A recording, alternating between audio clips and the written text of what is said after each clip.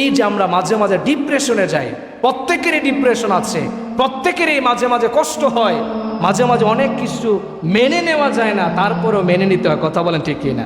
এই জন্যই তো আল্লাহ তাআলা কোরআনের অসংখ্য গণিত আয়াতে বলছেন বারবার, ইন্নাল্লাহা মাআস সাবিরিন ওয়া তাওয়াসাউ বিস সবর। বারবার আমি একটা কথা বলি যে ইসলামের মধ্যে একটা কঠিন কাজ হচ্ছে ধৈর্য ধারণ করা। এই ধৈর্যের মনোবল যদি আমাদের মধ্যে না থাকে, তাহলেই আমরা বড় বড় গুনাহে লিপ্ত হয়ে যাই। কথা বলেন ঠিক কিনা?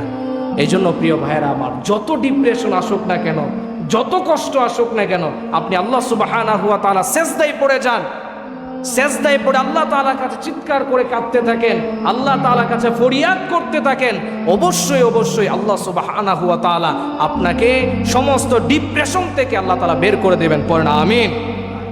এই জন্য প্রিয় ভাইয়েরা আমার, আমরা যাতে করে এই আত্মহত্যাকে আমাদের জীবন